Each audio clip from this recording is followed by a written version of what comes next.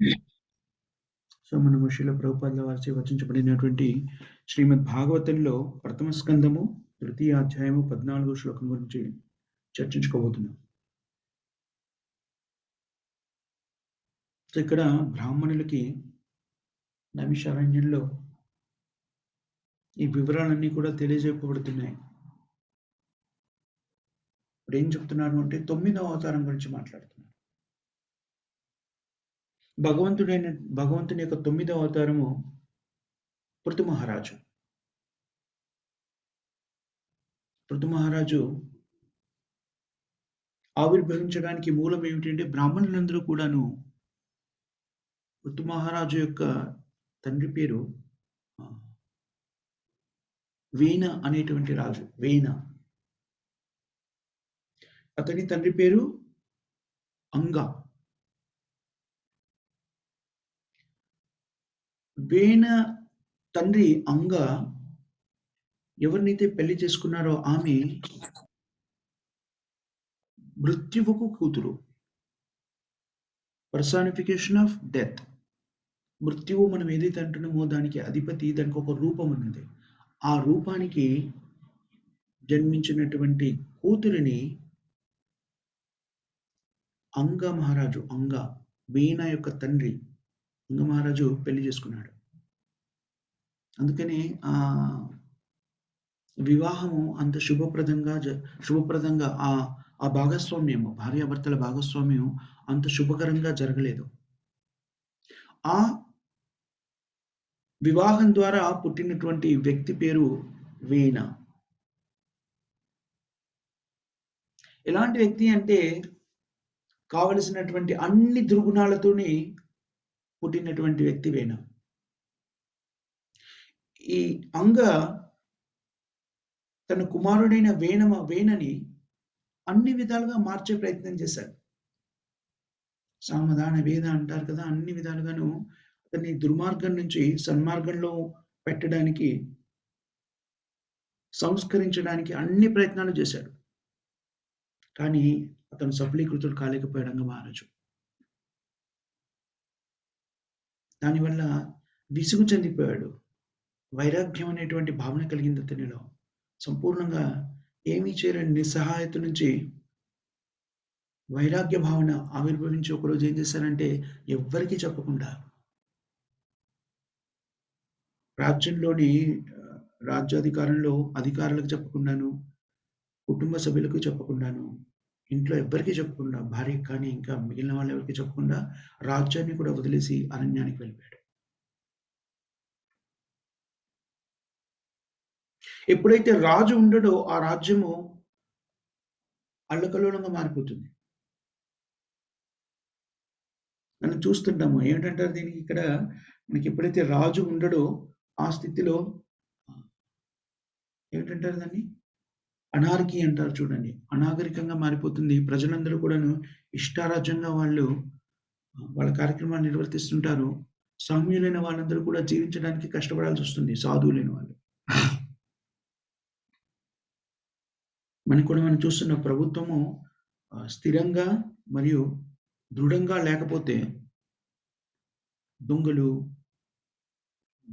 దుండగులు ఇలాంటి వాళ్ళందరూ కూడాను, ఏమంటారు వాళ్ళని, స్మగ్లర్లు, ఇలాంటి వాళ్ళందరూ కూడాను ఏమిటంటారు, సంఘ విద్రోహక శక్తులు అంటామే మనము దైనందిన పరిభాషలో. అలాంటి వాళ్ళు పెరిగిపోతారు.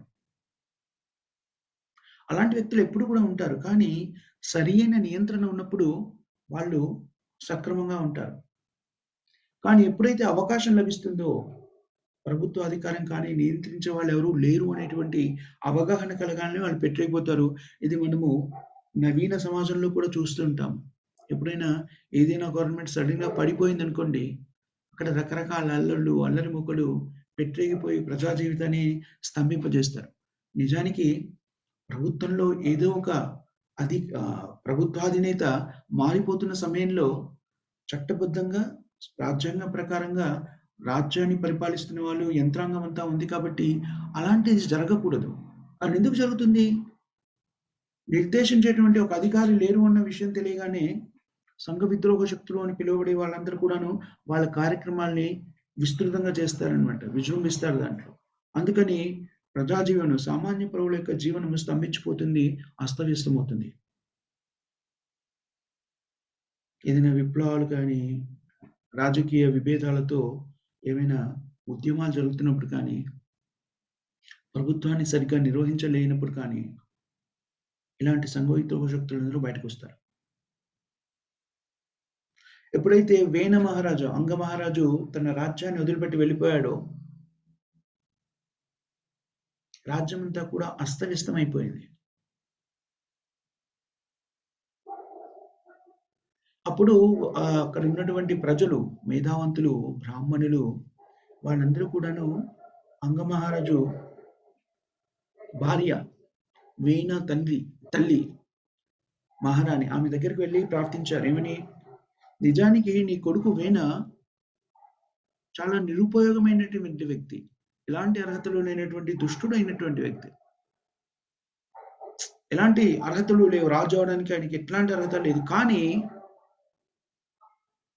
ఎవరో ఒకరు రాజుగా లేకపోతే రాజ్యం అంతా కూడాను అల్లకల్లోలం అవుతుంది. కాబట్టి మీ కుమారుణ్ణి రాజుగా నియమించండి. ఆ విధంగా వీణ తనకు అర్హతలు లేకపోయినా కూడాను సాధువులైన వ్యక్తుల యొక్క ప్రార్థనల మూలంగా రాజు అయ్యాడు.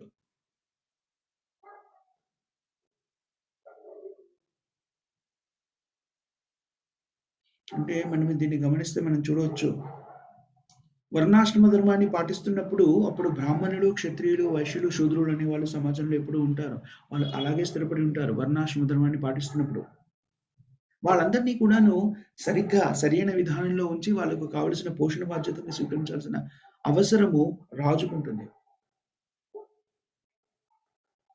సో బ్రాహ్మణులు లేకపోతే సాధుతత్వం కలిగినటువంటి ఆ వ్యక్తులు ఎవరైతే ఉన్నారో అప్పుడు వాళ్ళు ఏం చేస్తారు అంటే క్షత్రియులకి సరియైన అవగాహనని కల్పిస్తారు. అడ్వైజర్, సలహాదారులుగా మాత్రమే ఉంటారు. తద్వారా ఏం చేస్తారంటే సమాజంలో వ్యక్తులలో ఎవరైతే రాజపరివారంలో కూడాను సరియైన అర్హత కలిగిన వ్యక్తిని మాత్రమే రాజుగా ఉండేందుకు అంగీకరిస్తారు. వాళ్ళు సలహా ఇస్తారు. ఎప్పుడైతే వాళ్ళ సలహా ప్రకారంగానే రాజ్యాధికారం అనేది కట్టబెట్టబడుతుంది. దీన్ని బట్టి మనకు అర్థమయ్యేది ఏమిటంటే క్షత్రియులు బ్రాహ్మణుల యొక్క ఆధీనంలో ఉండేవాళ్ళు. క్షత్రియులకి అత్యంత శక్తి ఉండవచ్చు భౌతికంగా. వాళ్ళకి శారీరక శక్తి గాని, రాజ్య శక్తి గాని, ధన శక్తి గాని ఉండవచ్చు.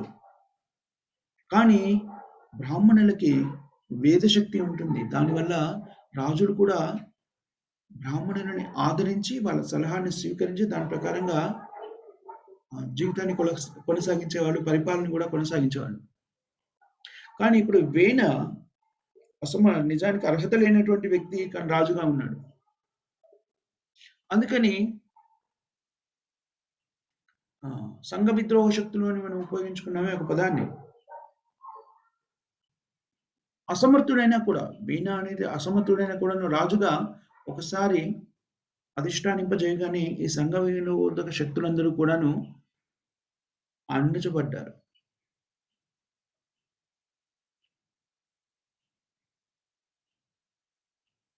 కానీ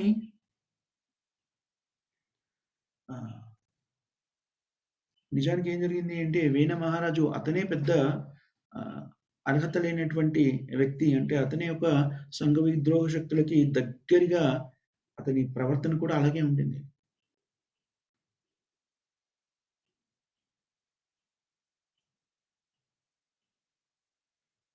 అయినా కూడాను అతని వ్యక్తిత్వం కూడా ఉత్తమంగా లేకపోయినప్పటికీ ఈ చిన్న చిన్న సంఘ విద్రోహ శక్తులు ఎవరైతే ఉన్నారో వాళ్ళందరూ కూడాను స్థిమితపడ్డారంటే కొంత అణిచివేయబడింది.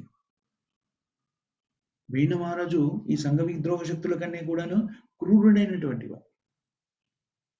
ఎంత క్రూరుడు అంటే వీళ్ళు సంఘ విద్రోహ శక్తులు ఎవరైతే ఉన్నారో అలాంటి వ్యక్తులు అయితే ఉన్నారో వాళ్ళందరూ కూడాను వీణ మహారాజు యొక్క క్రూరత్వానికి భయపడి వాళ్ళు వాళ్ళ క్రూరత్వాన్ని తగ్గించేశారు. ఎలాంటి నిర్ణయాలు తీసుకున్నాం అంటే వేణు మహారాజానికి ధర్మశాస్త్రాల గురించి సరైన అవగాహన లేదు. అతని కూడాను సంపూర్ణమైనటువంటి రోగ్. ఇలాంటి సంఘ విద్రోహ శక్తులు చేస్తున్న పనులకి దగ్గరి పనులే అతను చేసేవాడు కాబట్టి అధికారం కూడా లభించడంతో ఎంత క్రూరంగా ప్రవర్తించడం మొదలెట్టారంటే ఎవరైనా తప్పు చేసిన వాళ్ళు కనబడితే వాళ్ళని వెంటనే శిరచ్ఛేదనం చేసేవాడు. ఆ విధంగా సమాజంలో ఉన్న సంఘ విద్రోహులందరూ కూడా అణిచివేయబడ్డారు. కానీ అతనే పెద్ద విద్రోహి, స్వయంగా రాజ విద్రోహి.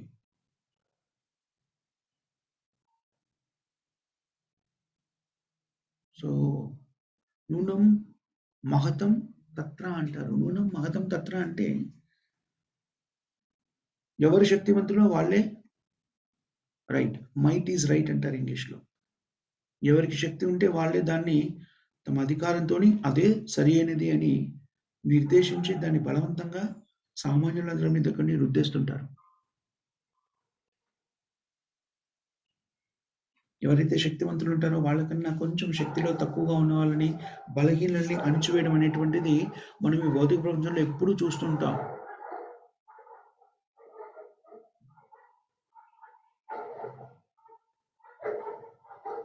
ఈ స్థితి ఏమైతుందో వేణు మహారాజు ఆ విధంగా సంఘ విద్రోహ శక్తుల్ని అణిచేసినా కూడాను తనే స్వయంగా విద్రోహకరమైనటువంటి మనస్తత్వం కలిగి ఉన్నవాడు కాబట్టి అతని వల్ల సమాజం అంతా కూడాను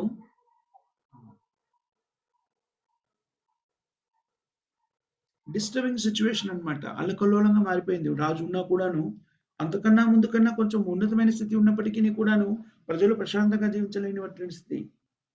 వేణు మహారాజు ఎలాంటి వాడు అంటే భగవద్భక్తి లేనటువంటి వ్యక్తి, నాస్తికుడు. ఏమని చేశాడు? రాక్షసత్వాన్ని ప్రదర్శించడం మొదలెట్టాడు. ఎందుకనం కూడా వచ్చింది కాబట్టి అక్కడ భగవంతుడే లేడు, నేనే భగవంతుడిని, నేనేది చెప్తే అదే అందరూ పాటించాలి. బ్రాహ్మణుల చేతనే నిర్దేశించబడి రాజుగా ఎన్నుకోబడి రాజుగా నియమించమని బ్రాహ్మణులే వేణు మహారాజు తల్లిని కోరారు. కానీ వేణు మహారాజు రాజ్యాధికారం చేపట్టిన తర్వాత దేవుడు అంటే ఎవరూ లేరు, నేనే దేవుణ్ణి అని చెప్పారు. బ్రాహ్మణులు చేసే యజ్ఞ యాగాదులన్నింటినీ కూడా ఆటంకం కల్పించారు. ఏమన్నాడు? యజ్ఞాలు మీరేం చేయక్కర్లేదు, అసలు దేవుడే లేడు. ఈ విధంగా ఆ సమాజాన్ని అంతా కూడాను ఆందోళనకర స్థితిలోకి నెట్టేశాడు. ఒకరోజు ఈ బ్రాహ్మణులు సాధువులందరూ కూడాను వేణు మహారాజుని కలవడానికి వచ్చారు. వచ్చి ఒక సూచనను చేశారు. రాజా, మీరు రాజ్య పరిపాలన మాత్రమే చేయాలి, కానీ యజ్ఞయాగాదులు జరిగే వాటిని నిషేధించేటువంటి అధికారం నిజానికి మీకు లేదు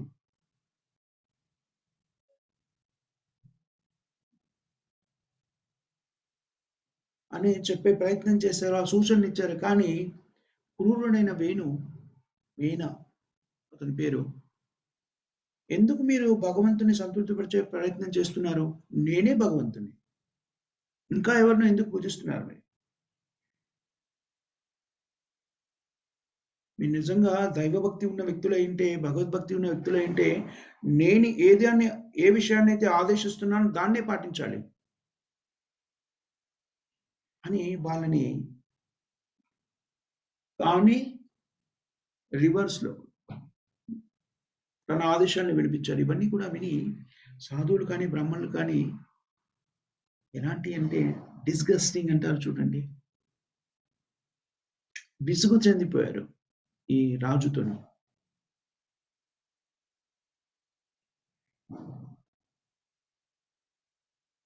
అప్పుడు ఏం చేశారు బ్రాహ్మణులు? ఈ వేణుని సంహరించమని ఆదేశించారు. బ్రాహ్మణులు చూడండి, బ్రాహ్మణులు ఎంత శక్తివంతులో. ఏం చేశారు? వేణు మహారాజుని, నీకు మృత్యువు లభించుగాక వెంటనే అని మృత్యువుని వేణు మహారాజు మీద ఆదేశించారు. సంహరించడానికి వాళ్ళు కత్తులు, అస్త్రాలు, శస్త్రాలు పట్టుకోలేదు.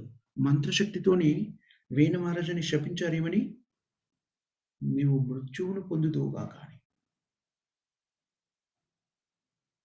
కేవలం ఆ శాపంతోని వేణు మహారాజుని అప్పటికప్పుడు వాళ్ళు సంహరించగలిగారు. ఎప్పుడైతే వేణు మహారాజు సంహరించబడ్డాడో మళ్ళీ అదే స్థితి ఏర్పడింది. ఏమిటంటే రాజు లేడు. సంఘ విద్రోహ శక్తులు మళ్ళీ పెట్టలేకపోవడం మొదలెట్టారు.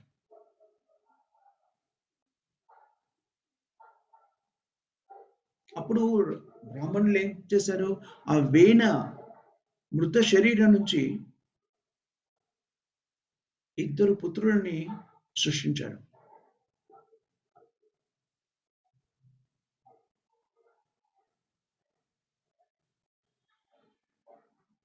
అందులోంచి ఒక వ్యక్తి ఎలా ఉన్నాడంటే నిషాద, ఎట్లా అంటే నల్లగా ఒక వ్యక్తి ఉద్భవించాడు. వాళ్ళ నుంచి సృష్టించబడిన 2 పుత్రుల్లో.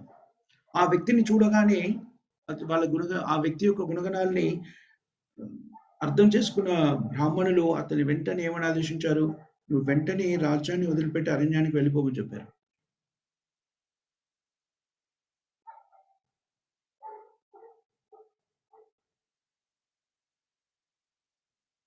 అలాగే రెండవ వ్యక్తి పృథు మహారాజు. పృథు మహారాజు నిజానికి భగవంతుని యొక్క అవతారం, శక్తి అవతారం అని చెప్పారు. క్షత్రియ శక్తి అవతారము పృథు మహారాజు.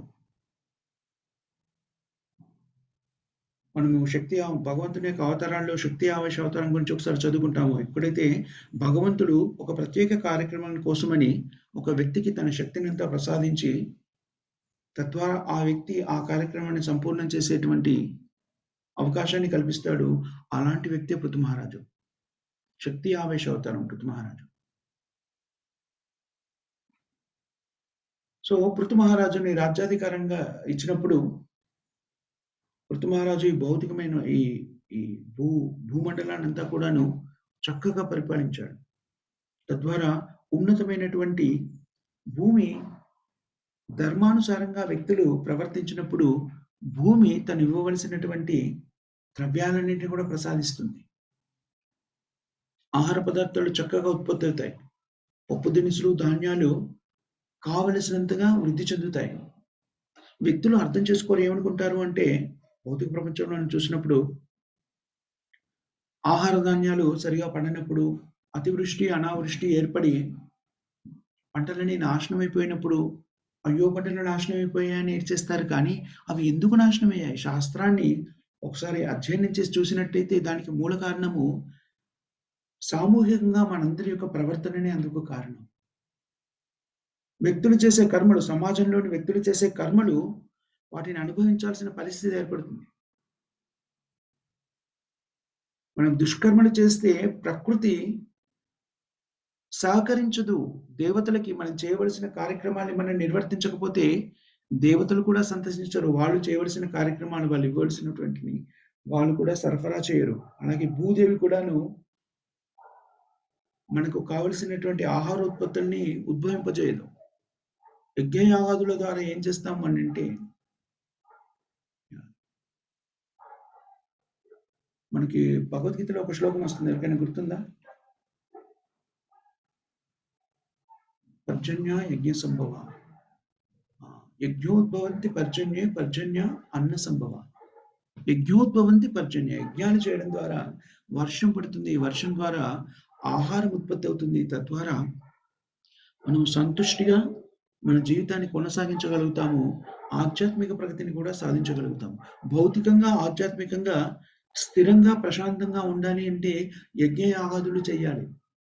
కలియుగంలో మనం చేయగలిగినటువంటి ఏకైక యజ్ఞము హరినామ సంకీర్తనం. హరే కృష్ణ హరే కృష్ణ, కృష్ణ కృష్ణ హరే హరే, హరే రామ రామ రామ హరే హరే. ఇలాంటి స్థితి పృథు మహారాజు రాజ్యాన్ని వెళ్ళినప్పుడు సంభవించింది. పృథు మహారాజు యొక్క జీవితం నుంచి ఈ విషయాన్ని మనం చక్కగా అర్థం చేసుకోవచ్చు. 4వ స్కందంలో పృథు మహారాజుకు సంబంధించిన పూర్తి జీవిత చరిత్ర గురించి మనం చదువుకుంటాం. ఇప్పుడు ఏవైతే అవతారాల గురించి మనం ఇప్పుడు నేర్చుకుంటున్నామో 4వ స్కందము, భాగవతం 4వ స్కందంలో వీళ్ళందరి గురించి కూడినాను ఇంకా వివరణ మనకు అందజేయబడుతుంది. మంచి ప్రభుత్వాన్ని ఎలా నిర్వర్తించవచ్చునో పృథు మహారాజు మనకు చూపించారు. పృథు మహారాజు నిజానికి ఆదర్శవంతమైనటువంటి రాజు. అలాంటి రాజ్యాన్ని ఎవరైనా కూడా పృథు మహారాజు ఎలాగా పరిపాలన చేశాడో దాన్ని చూసి మిగిలిన వాళ్ళంతా కూడా నేర్చుకోవాల్సినటువంటి ఆదర్శవంతమైనటువంటి రాజ్యాన్ని ఏర్పరిచాడు. అలాంటి వ్యవస్థని ఆయన నిర్మించారు.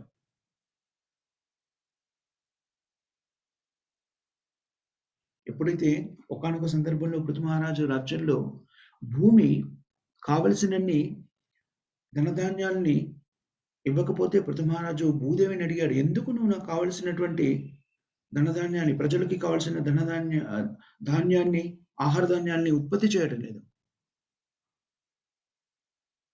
అని అడుగుతాడు. అంత శక్తిమంతుడు, భూమితను కూడా ప్రశ్నించేటువంటి శక్తి ఉన్నటువంటి ధార్మికమైనటువంటి రాజు. అప్పుడు భూమి చెప్తుంది ఏమని? నీ రాజ్యంలోని ప్రజలందరూ కూడాను డిమోనియక్, రాక్షస స్వభావాన్ని కలిగి ఉన్నారు. ఊరికే వాళ్ళు వాళ్ళు భుక్తి కడుపు నింపుకుంటున్నారే కానీ వాళ్ళ కర్తవ్యాన్ని నిర్వర్తించడం లేదు. అందుకనే నేను ఆహారోత్పత్తిని తగ్గించేశాను. ఇది చాలా ముఖ్యమైనది. భూదేవి మనకి కావలసినటువంటి ఆహార పదార్థాలను ఎప్పుడు మనకి లభించేలా చేస్తుంది అంటే, మనము మన కర్తవ్యాన్ని సక్రమంగా నిర్వర్తించినప్పుడు. చాలా సార్లు మనము మన మన సమస్యలన్నిటికి మూల కారణం ఏంటంటే జనాభా సమస్య అంటారు. జనాభా విపరీతంగా పెరిగిపోయింది కాబట్టి బలవంతంగా మనము పునరుత్పత్తిని ఆపేసే ప్రయత్నం చేస్తాం. దాన్ని ఆపాలి అంటే దానికి సక్రమమైన మార్గం కూడా తీసుకోమని.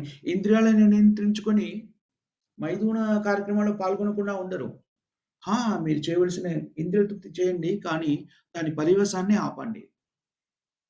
అది పాపభూయిష్టమైన పని.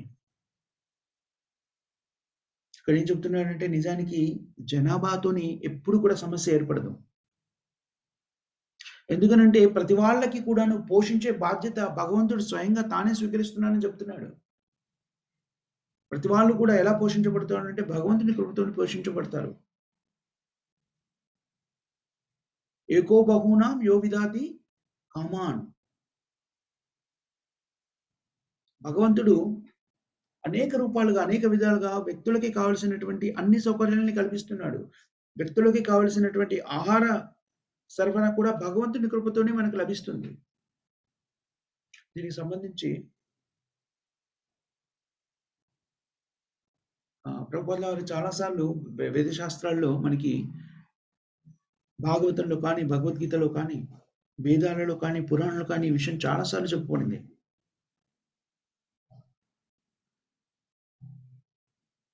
ఎప్పుడైతే వ్యక్తులు తమ విధి నిర్వహణని సక్రమంగా నిర్వర్తిస్తారో, మానవులుగా పుట్టిన వాళ్ళు చేసే కార్యక్రమాన్ని సక్రమంగా నిర్వర్తిస్తారో, అప్పుడు ఆ దేశం సుభిక్షంగా ఉంటుంది. అలాంటి సుభిక్షమైన దేశాన్ని ఇవ్వాలి అంటే నాయకుడు, పరిపాలకుడు ఎవరైతే ఉంటారో వాళ్ళకి వేదశాస్త్ర పరిజ్ఞానం ఉండి, వేదశాస్త్రాలకి అనుగుణంగా వాళ్ళు రాజ్యాన్ని పరిపాలించాలి. ఎందుకనంటే రాజ్యాధికారాన్ని స్వీకరించిన వ్యక్తి భగవంతుని యొక్క ప్రతినిధి.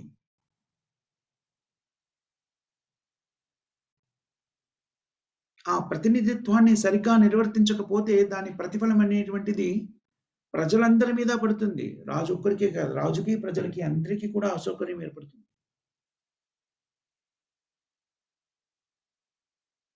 సో, మనకి ఆధునిక విజ్ఞాన శాస్త్రం మనం మొన్న కూడా ఒకసారి చెప్పుకున్నాం. అన్ని రకాల వస్తువులను ఉత్పత్తి చేయగలదు గానీ, ఆహారాన్ని ఉత్పత్తి చేయలేదే. మనకి కావలసిన కనీస అవసరము ఆహారము. అది లేకుండా మీకు పెద్ద భవంతినిచ్చారు, కాంక్రీట్ బిల్డింగ్ ఇచ్చారు, లేకపోతే కంప్యూటర్స్ ఇచ్చారు, అన్నీ ఇచ్చారు. తినడానికి తిండి లేదు, తాగడానికి నీరు లేదు. అలా ఎన్నాళ్ళు బతుకుతారు? కొన్ని గంటల నుంచే క్షుద్బాధ మొదలవుతుంది. కొన్ని రోజులలోనే పూర్తిగా సమసిపోతారు ఆహారం లేకపోతే. అది కావలసినటువంటి ప్రాథమిక అవసరాలు ఏవైతే ఉన్నాయో అవి మనకి ఆధునిక విజ్ఞాన శాస్త్రము ఏ విధంగా కూడా ఇవ్వలేదు. కేవలం మనకి ప్రకృతి మూలంగా భూదేవి ప్రసాదించే ఆహార ధాన్యాలతోనే మనం జీవించాలి.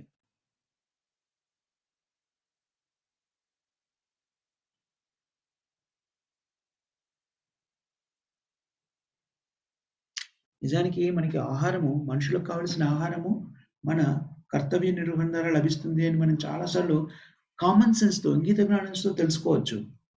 మనకి ఇతర జీవాత్మలు ఉన్నాయనుకోండి, వాటన్నింటికి కావాల్సినటువంటి ఆహారాన్ని భగవంతుడే సమకూరుస్తున్నాడు. ఎవరైనా వందల, వేల, లక్షల సంఖ్యలో ఉన్నటువంటి రకరకాల జీవాత్మలు, ముఖ్యంగా అన్నిటికన్నా ఎక్కువ ఆహారాన్ని స్వీకరించేది నాకు తెలిసి ఏనుగు. ఏనుగు ఒక రోజు తినే ఆహారము మనుషులు సంవత్సరాలు తినొచ్చు. అంత ఆహారం అవసరమవుతుంది దానికి. అలాంటివి లక్షల ఏనుగులు, కోట్ల ఏనుగులు మనకి ప్రకృతిలో కనిపిస్తుంటాయి. వాటికన్నింటికి ఎవరు ఆహారం పెడుతున్నారు? భగవంతుడే ప్రకృతి ద్వారా వాటికి కావాల్సిన ఆహారం అంతా సరఫరా చేస్తున్నాడు. చిన్న చిన్న చీమలుంటాయి. అన్ని రకాల చీమలు, దోమలు, పులులు, సింహాలు ఇలా అన్ని రకాల జీవాత్మలకి కోతులు వీటన్నిటికి కావాల్సినటువంటి చెట్లు అన్నిటికి కావాల్సినటువంటి ఆహారం అంతా కూడాను ఎలా లభ్యమవుతుంది? అదంతా కూడాను భగవత్ కృపతి వాళ్ళందరికీ కావాల్సింది అందిస్తున్నాడు. మనము మానవులు ఎంత అభివృద్ధి చెందిన వైజ్ఞానికంగా ఎంత అభివృద్ధి చెందినామనుకున్నా కూడాను, ఉన్నతమైన పరిజ్ఞానాన్ని ఇచ్చినా కూడాను, విశ్వాసము అనేటువంటిది లేకపోవడం మూలంగా మనం వీటినన్నింటిని విశ్వసించకుండా మన ప్రయత్నంతోని ఏదో సాధించాలి అని అనుకుంటాం. నిజానికి భగవత్ కృప లేకుండా మనం చేసే ఏ ప్రయత్నం కూడా సఫలీకృతం కాదు.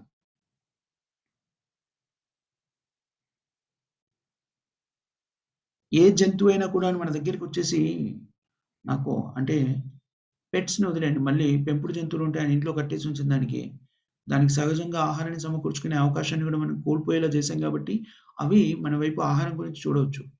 కానీ మామూలుగా స్వతహా ప్రకృతిలో జీవిస్తున్నటువంటి ఏ జంతువైనా కూడా మన దగ్గరకొచ్చి, "నాకు ఆహారం సరఫరా చేయండి. నాకు ఆకలిగా ఉంది. తినలేదు నేను" అని ఎప్పుడైనా మొరపెట్టుకున్నాయా? ఎప్పుడు కూడా లేదు. ఎందుకనంటే ప్రకృతిలో భగవంతుడు వాటికి కావాల్సినటువంటి ఆహారాన్నంతా కూడా సమకూర్చాడు. ఆవులు కానివ్వండి, ఇతర జీవాలు కానివ్వండి, చాలా రకాల జీవాలు, 4 కాళ్ళ జీవాలు క్షీరదాలు అంటారు చూడండి సైన్స్‌లో. అలాంటి చాలా 4 కాళ్ళ జీవాలన్నీ కూడాను గడ్డిని తిని బతికేస్తాయి.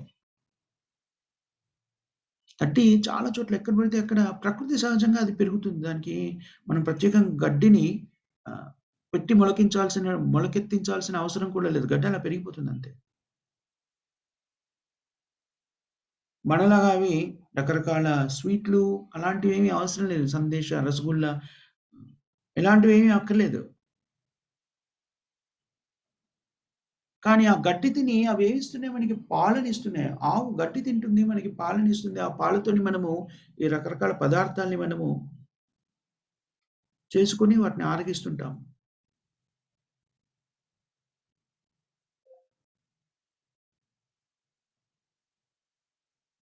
అవి మనకొసంగే పాలతోని రకరకాల పదార్థాలను చేయొచ్చు. ఎంత పౌష్టికాహారంతో కూడుకున్నటువంటి రకరకాల పదార్థాల్ని మనము చేసుకోవడం మనకు తెలుసు. దాంట్లో అన్ని రకాల విటమిన్స్ మొత్తం కావాల్సిన పౌష్టికాహారం అంతా కూడా ఉంటుంది పాలల్లో.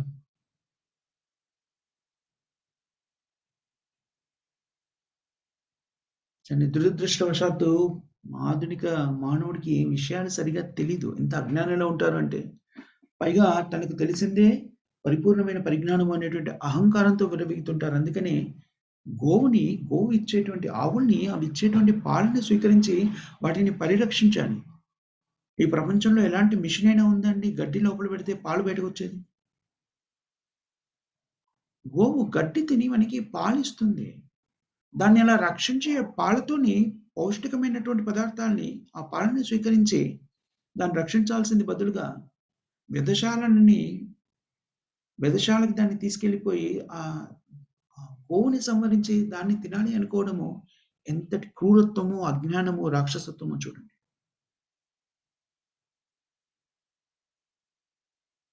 నిజం చెప్పాలి అంటే ఆవిచ్చే పాలు ఎలా వస్తాయి? అది సైన్స్ కూడా ఒప్పుకుంటుంది చాలా సార్లు. ఏమని? రక్తమే పాలుగా మారుతుంది. కానీ అది హాని కలగకుండా మారుతున్నటువంటిది.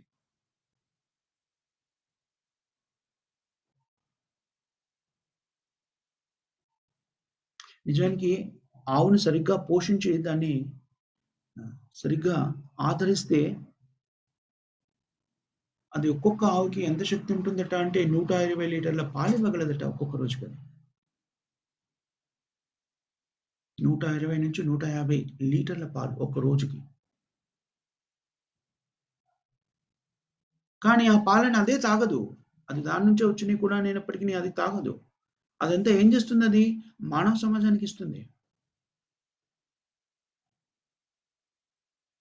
అన్ని పాలనిచ్చేటువంటి గోవుని అంత అట్లాంటి దాన్ని వ్యక్తులు అజ్ఞానంతోని తమ ఇంద్రియ తృప్తి కోసమని సంహరించి దాని రక్తాన్ని తాగుతారు.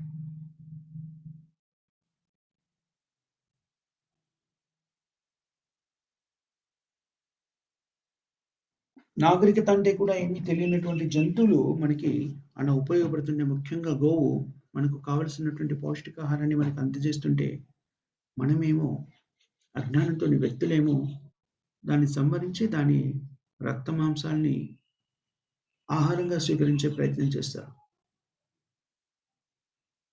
నిజానికి ఆవు నిజంగా ఎలాంటిది అంటే మనకు ఉపయోగపడని వస్తువు. గడ్డిని ఏం చేసుకుంటాం మనము? గడ్డి మనకి తినడానికి ఉపయోగపడదు.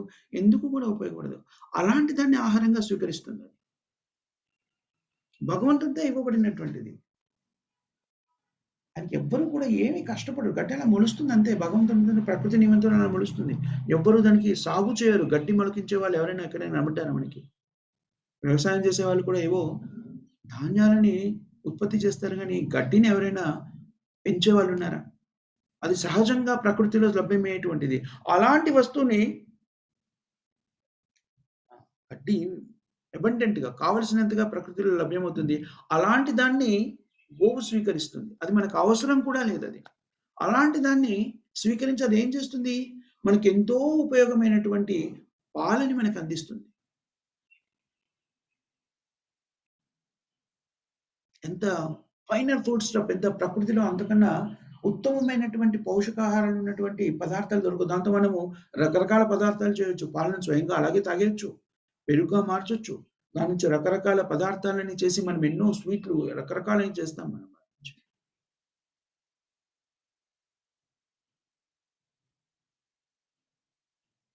నిజానికి మనం కూడా పుట్టగానే మనిషికి కూడా తీసుకోగలిగిన ఆహారం ఏమిటంటే పాలు మాత్రమే.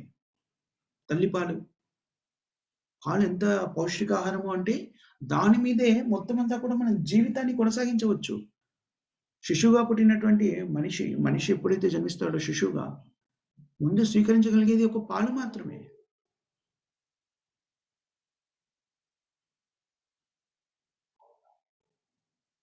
ఒకానొక సందర్భంలో తల్లులు పిల్లలందరికీ పాలిచ్చేవాళ్ళు. ఈ మధ్య కాలంలో మనం చూస్తూ ఉన్నాము. తల్లులు కూడా పాలివ్వడం మానేశారు. ఆ పిల్లలకి కూడా కావాల్సినవి ఏమిటంటే ఆవు పాలే.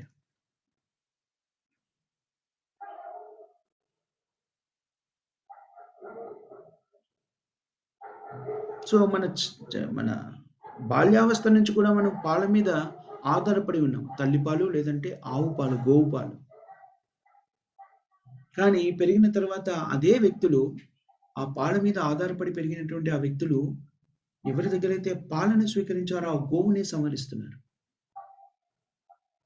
అది మనుషుల యొక్క కృతజ్ఞతను తెలిపే విధానం చూసారా? ఎంత దారుణమైన పద్ధతో. మళ్ళీ వాళ్ళని నాగరికులు అని చెప్తారు. వాళ్ళెలా నాగరికులవుతారు? ఎవరి దగ్గర నుంచి నువ్వు సహాయం తీసుకున్నావో, నువ్వు పెరగడానికి కావలసినట్టి ఆహారాన్ని స్వీకరించావో, అలాంటి గోమాతని నువ్వు పెరగగానే నీ ఇంద్రియ తృప్తి కోసమని సంహరిస్తున్నప్పుడు అది ఎలా నాగరికత అవుతుంది? శాస్త్రంలో వాళ్ళని నరాధములు అని చెప్పారు. నరాధములు. అధములు.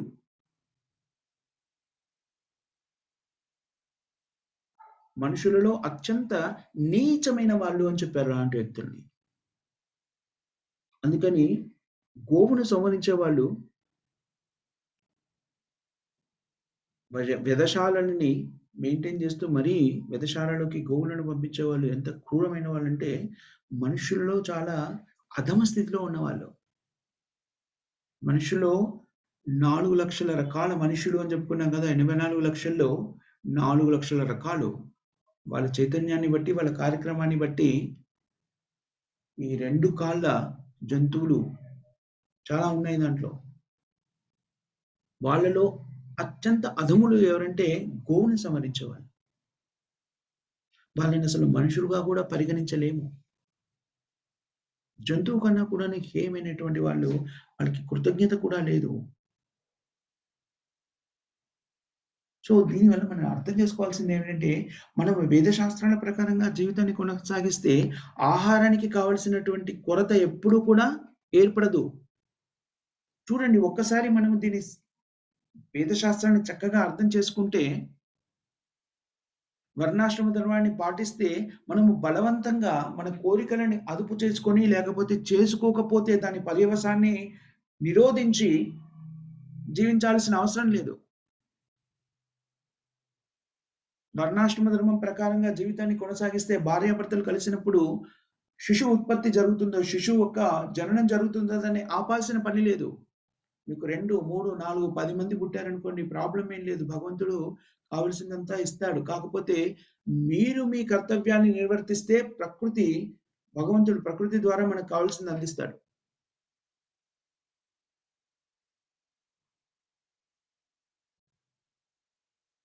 ఎప్పుడైతే పృథు మహారాజు భూదేవిని అడిగారో, ఎందుకు నువ్వు కావాల్సినటువంటి ఆహార పదార్థాల్ని ఉత్పత్తి చేయట్లేదు అంటే భూమాత అదే చెప్పింది. నీ రాజ్యంలో ప్రజలందరూ కూడాను పాపభూయిష్టమైన పనులు చేస్తున్నారు. వాళ్ళ కర్తవ్యాన్ని నిర్వర్తించట్లేదు కాబట్టి నేను సరఫరాని తగ్గించేశాను. ఇది ప్రకృతి నియమము. అందుకని మన కలియుగాంతంలో మనం 12వ స్కందంలో నేర్చుకుంటాం. మనం ఎంత కూడా చెప్పుకున్నాం. కలియుగాంతంలో మనం తినడానికి కనీస ఆహారం కూడా లభించదు. ఎందుకనంటే వ్యక్తులు అంత పాపభూయిష్టమైపోతారు. ధర్మాన్ని పూర్తిగా మర్చిపోతారు. తమ కర్తవ్యాన్ని పూర్తిగా మర్చిపోతారు. అప్పుడు మనకి ఆహార ధాన్యాలు కానీ, పండ్లు కానీ, పాలు కానీ, చక్కెర ఇలాంటి వస్తువులు కానీ ఇవి దొరకవు. కేవలం జీవించగలిగినటువంటి పరిస్థితి ఏమిటంటే, ఇంకొక జీవిని సంహరించి దాని మాంసాన్ని భుజించి జీవించాల్సినటువంటి హేయమైన పరిస్థితి ఏర్పడుతుంది. అలాంటి స్థితిలో ఒకానొక స్థితిలో శ్రీమద్ భాగవతంలో చెప్పారని చెప్పా కదా! వ్యక్తులు తమ శిశువులనే సంహరించి ఆహారంగా పూజిస్తారట. అలాంటి నాగరికత అంత హేయమైనటువంటిది నాగరికత. దాని నుంచి మనం రక్షించబడాలి అంటే ఏకైక మార్గం ఏమిటి అంటే కృష్ణ చైతన్య మార్గమే ఏకైక మార్గం. ఎప్పుడైతే మనము ఈ యుగానికి నిర్దేశించిన ధర్మాన్ని మనము పాటిస్తామో, ఈ యుగానికి నిర్దేశించినటువంటి యజ్ఞాన్ని మనం నిర్వర్తిస్తామో, అప్పుడు ప్రకృతిలోని ఇతరవన్నీ కూడాను తమ కర్తవ్యాన్ని సక్రమంగా నిర్వర్తిస్తాయి. భూదేవి కావలసినంత ఆహారాన్ని సరఫరా చేస్తుంది. అందుకని కృష్ణ చైతన్య మార్గాన్ని, కృష్ణ చైతన్య ఉద్యమాన్ని ప్రచారం చేయడం చాలా ప్రాముఖ్యమైనది. దాంట్లో ముఖ్యమైన విషయం ఏంటంటే మాంసాహారాన్ని భుజించకపోవడం 4 నియమాల్లో మొట్టమొదటిది. నో మీట్ ఈటింగ్, మాంసాహారాన్ని భుజించకుండా ఉండడం. ఎందుకనంటే మాంసాహారం భుజించడం అనేటువంటిది చాలా నీచమైన పాపభూయిష్టమైన పని. మనం చెప్పుకున్నాం కదా! మాంసాహారాన్ని భుజించే వాళ్ళు ఎలాంటి స్థితిలో ఉంటాడో గుణాల గురించి మనం మాట్లాడుకున్నప్పుడు కూడా చెప్పుకున్నాము. తమోగుణ సంపన్నులై ఉంటారు. అలాంటి వాళ్ళు ఎక్కడికి వెళ్తారు? మళ్ళీ ఏదో జంతువుగా జన్మిస్తారు. ఇన్ని జంతువుల్ని మనం సంహరించి భూషిస్తున్నామే అప్పుడు ఏమవుతావు? ఈ జంతువులన్నిటి కూడా వాళ్ళ తృప్తిని తీర్చడానికి మనం ఇన్ని జన్మలు ఎత్తాలి ఈ జంతువులుగా. ఎచ్చి వాడితే సంహరించబడాలి. చాలా పాపభూయిష్టమైన పని. మాంసాహార స్వీకరణ. అలాగే కృష్ణ చైతన్యంలో చెప్పిన నియమాలు ఎందుకు చెప్పారు అనుకుంటారు. ఎందుకంటే మనం పాపము నుంచి దూరంగా వెళ్ళిపోయి తమో గుణం నుంచి, రజో గుణం నుంచి బయటపడి సత్వగుణానికి చేరుకోవడానికి, సత్వగుణంలో చేరుకున్నప్పుడు మాత్రమే మనుషులు రజో గుణం నుంచి కూడా బయటపడి సత్వగుణంలోకి వచ్చినప్పుడు మాత్రమే మనుషులు భగవంతుని గురించి ఆలోచించగలుగుతారు. తద్వారా ఉన్నతమైన స్థితిని చేరుకోగలుగుతారు. అందుకని ఈ 4 నియమాలన్నీ కూడాను చాలా జాగ్రత్తగా వేదశాస్త్రాల ప్రకారంగా దాని సారమంతా కూడాను వేదశాస్త్రాలకు అనుగుణంగా జీవించే విధానాన్ని ఈ 4 నియమాల ద్వారా మనకి అందించారు ఆచార్యులు. మాంసాహారాన్ని భుజించకపోవడము, మత్తు పానీయాలు సేవించకపోవడము, జూదం ఆడకుండా ఉండడము, వివాహేతర సంబంధాలు కలిగకుండా ఉండడం వివాహేతర సంబంధాలు కలిగి ఉండకుండా ఉండడం. ఇవి ఈ ఈ నియమాలను ఎప్పుడైతే ఉల్లంఘిస్తామో, మాంసాహారం భుజించడం కానీ, మత్తు పానీయాలు సేవించడం కానీ, జూదం ఆడడం కానీ, వ్యభిచారం లాంటి కార్యక్రమాల్లో నిమగ్నం కావడం వల్ల ఏం జరుగుతుంది? ఇవన్నీ కూడాను పాపానికి 4 స్తంభాలు అని చెప్పారు శాస్త్రంలో. పాప జీవనానికి 4 స్తంభాలు ఇవే. మనం ఈ 4ంటిని ఆపకపోతే మనం భగవంతుని గురించి ఆలోచించలేము, భగవద్భక్తిలో నిమగ్నం కాలేము. భగవంతుని గురించి ఆలోచించడం అంటే ఇంత సులభంగా మనకు అందించారు అనుకొని అది చాలా చీప్ అనుకోక్కర్లేదు. అది చాలా తేలికైనది, అంత విలువలేనిది అనుకోవడానికి వీల్లేదు.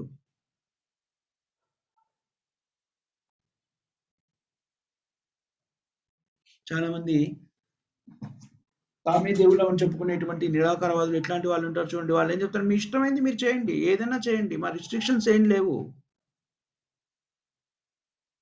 నేను నీ కళ్ళ మీద చేతులు పెడతాను, నువ్వు భగవంతుని చూడగలుగుతావు, నాకు ఆ శక్తి ఉంది, మీ ఇష్టమైంది చేయండి, నన్ను భగవంతునిగా ఆరాధించండి.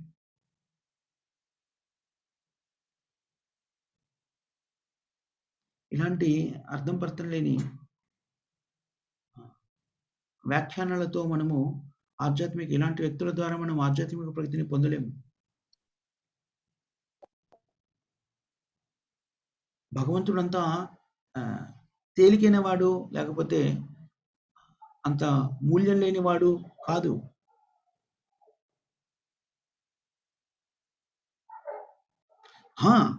చాలా సులభంగా భగవంతుని పొందవచ్చు, దాంట్లో సందేహం లేదు. చాలా దయార్థ హృదయుడు భగవంతుడు. కానీ మనం పాపకార్యాల్లో నిమగ్నమై భగవంతుని పొందాలి అంటే అది సులభం కాదు, సాధ్యం కాదు. మనం భగవంతుని చూడాలి అంటే మనం ఆ అర్హతని సంపాదించాలి. అర్జునుడు భగవద్గీతలో కృష్ణుడితో అంటాడు, పరంధామ, పరం బ్రహ్మ, పవిత్రం, పరమం భవాన్. భగవంతుని ఏమని సంబోధిస్తున్నాడు కృష్ణుడిని? నువ్వు అత్యంత శుద్ధుడివి, ప్యూర్.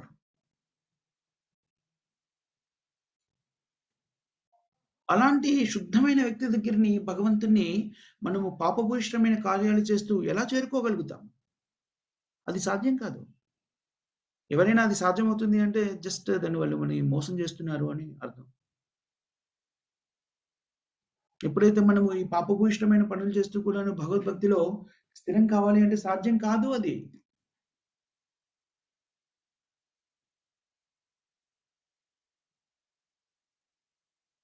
అంటే దీనివల్ల మనకు అర్థమయ్యేది ఏంటంటే, ప్రపంచంలో ఉన్నటువంటి జనాభా వ్యక్తులందరూ కూడాను పాపభూయిష్టమైన పనుల్లో రాక్షసంగా జీవితాన్ని గడుపుతున్నప్పుడు, ఈ ప్రకృతి మనకు కావాల్సినటువంటి అవసరాలు, మన అవసరాలకు కావాల్సినటువంటి ఉత్పత్తుల్ని అందించదు. అది తగ్గించేస్తుంది. అందుకని ఈ శాస్త్రం అవగతమైందనుకోండి, మనం ఎవరైనా చూసినప్పుడు మనకు అర్థమయ్యేదేమిటి? మన స్థితికి కారణం ఏమిటి? మనమే కారణము. వర్షాలు పడట్లేదు అంటే మనకు భగవద్గీతలో చక్కగా చెప్పారు. యజ్ఞోద్భవంతి పర్జన్య, పర్జన్య అన్న సంభవం. పర్జన్య అంటే వర్షము. వర్షం ఎలా పడుతుందంటే యజ్ఞోద్భవంతి. యజ్ఞాలు చేసినప్పుడు వర్షాలు పడతాయి. వర్షాలు పడ్డప్పుడు ఆహార ధాన్యాలు ఉత్పత్తి అవుతాయి. మరి ఎవరి మూలంగా వర్షాలు పడట్లేదు? మనము కావలసిన యజ్ఞాన్ని చేయకుండా పాపభూయిష్టమైన జీవితాన్ని గడుపుతూ మనకి కావలసినటువంటి ఆహారం లభ్యం అవ్వట్లేదు. ప్రకృతి క్రోధించింది అంటే దానికి కారణం ఎవరు? మనమే.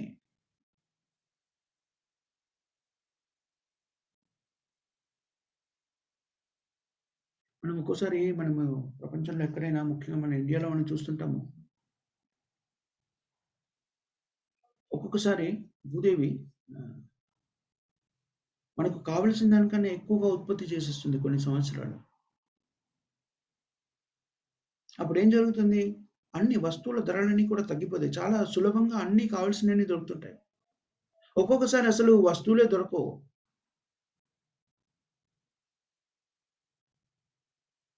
ఒక్కోసారి అత్యధికంగా లభిస్తాయి. ఒక్కొక్కసారి అసలు దొరకవు. ఎందుకు అది జరుగుతుంది? వ్యక్తుల యొక్క ప్రవర్తనను బట్టి, వాళ్ళ యొక్క కర్మలను బట్టి అది జరుగుతుంది. ప్రభుపాదుల వారు వర్ణాశ్రమ ధర్మాన్ని పునఃస్థాపించడానికి, వ్యవస్థీకరించడానికి కమ్యూనిటీస్‌ని డెవలప్ చేశారు. అలా ప్రపంచవ్యాప్తంగా అనేక చోట్ల ప్రభుపాదుల వారు భక్తులందరూ ఒక సమూహంగా ఏర్పడి ఒక చోట ఒక స్థలాన్ని సేకరించి అక్కడే వాళ్ళందరూ ఇళ్ళను నిర్మించుకొని వాళ్ళందరూ కలిసి అక్కడ వర్ణాశ్రమ ధర్మం ప్రకారంగా జీవించేటువంటి సదుపాయాల్ని కొన్ని చోట్ల ప్రభుపాదుల వారు ఏర్పరిచారు. అక్కడే ఒక కృష్ణ మందిరాన్ని ఏర్పరచుకొని ఈరోజు కృష్ణుని ఆరాధిస్తూ వాళ్ళకు కావలసినటువంటి వ్యవసాయ ఉత్పత్తుల ద్వారా, అందులో కొందరు వ్యవసాయం చేసేవాళ్ళు ఉంటారు భక్తులందరిలో, వాళ్ళ అభిరుచిని బట్టి కార్యక్రమాన్ని నిర్వర్తిస్తూ ఒక చిన్న కమ్యూనిటీ అంటారు చూడండి, ఏమిటంటారు దాన్ని తెలుగులో ఏమని చెప్పొచ్చు, ఒక చిన్న సమూహాన్ని ఏర్పరచుకుంటారు. అలా అమెరికాలో, యూరోప్‌లో రకరకాల ప్రదేశాల్లో భగవంతుడు ప్రభుపాదుల వారు అలాంటి పరిస్థితులను కల్పించి వాటిని ఏర్పరిచారు. అలాంటిది ఒకటి న్యూ బృందావన్, వెస్ట్ వర్జీనియా. వీలింగ్‌కి పక్కనే ఉంటుంది వెస్ట్ వర్జీనియా అని. ఫార్చునేట్‌లీ నాకు వెళ్ళి అక్కడ కొన్నాళ్ళు నివసించే అవకాశం కూడా లభించింది. ఒక 6 మంత్స్ నేను నా పని నుంచి అన్నీ కూడా పక్కన పెట్టేసి అక్కడెళ్ళి ఒక 6 మంత్స్ ఉన్నాను నేను యాక్చువల్‌గా. అక్కడ గోవులని చాలా చక్కగా రక్షిస్తారు వాటిని. గోశాల ఉంటుంది ఒకటి. దేవుడికి కావాల్సింది అక్కడ ఆ కమ్యూనిటీలో, ఆ సమాజంలో, ఆ సమూహంలో ఉన్నటువంటి వాళ్ళందరికీ కావాల్సినటువంటి పాలు అక్కడే వాళ్ళు ఉత్పత్తి చేస్తారు. గోవులున్నాయి కాబట్టి గోరక్షణ ద్వారా గోవులు పాలిస్తాయి. అక్కడ గోవులు చాలా ప్రశాంతంగా ఉంటాయి. వాటికి ఎలాంటి చింత ఉండదు. ఆతృత, ఆందోళన ఉండదు. అందువల్ల అవిచ్చే పాలు కూడాను చాలా ఎక్కువ మోతాదులో ఉంటాయి. పౌష్టికంగా ఉంటాయి. సో, అక్కడ అంతా కూడాను భూమి కూడాను ఎక్కువ వర్షాలు పడకున్నా కూడాను, కనీస వర్షాలు పడ్డప్పుడు కూడాను భూమికి కావాల్సినంతగా ఆహ్, అవి చిన్న కమ్యూనిటీ అయినా కూడాను వాళ్ళకి కావాల్సిన బయట కొనాల్సిన అవసరం లేకుండా అదే ఉత్పత్తి చేయడం నేను గమనించాను.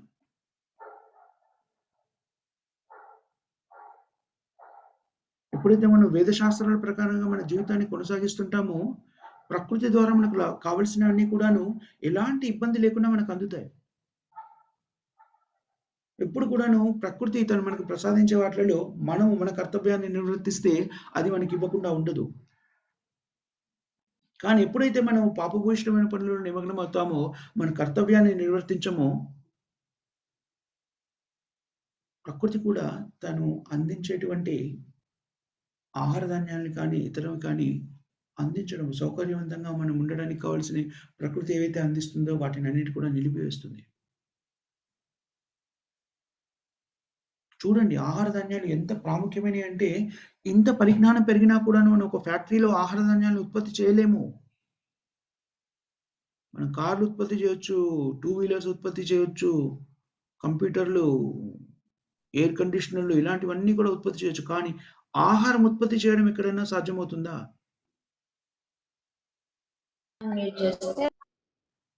సో, అది సాధ్యం కాదు.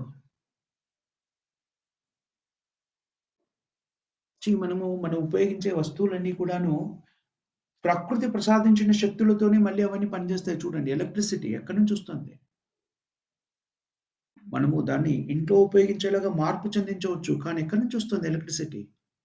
జల విద్యుత్తు నీటి నుంచి వస్తుంది. లేకపోతే ఇతరాతర పద్ధతుల ద్వారా న్యూక్లియర్ ఎనర్జీ ఏ విధమైన చూసినా కూడాను ప్రకృతి సహజ వనరులను ఉపయోగించే దాన్ని పరావర్తనం చెందించి, రూపాంతరం చెందించి మనకి ఇంట్లోకి కావాల్సిన విద్యుత్తుగా మనము తెచ్చుకుంటున్నాం. పెట్రోల్ ఎక్కడి నుంచి వస్తుంది? భూమిలో తవ్వకాల ద్వారా పెట్రోల్ వస్తుంది మనకి. అది మనం సృష్టించలేదు పెట్రోల్‌ని. కాకపోతే శుద్ధి చేయడం ఇతరత్రా విధానాల ద్వారా మనం తయారు చేసిన యంత్రాల్లో ఎలాగా వాటిని ఉపయోగించొచ్చో కొంత మార్పులు, చేర్పులు చేస్తున్నాం. శుద్ధీకరణ చేయడం అనేది చేస్తున్నాం. Crude oil to usable petrol, వంట గ్యాస్ ఇలాంటివన్నీ ఇవన్నీ ఎక్కడి నుంచి వస్తున్నాయి నిజానికి? ప్రకృతి నుంచే కదా వస్తున్నాయి.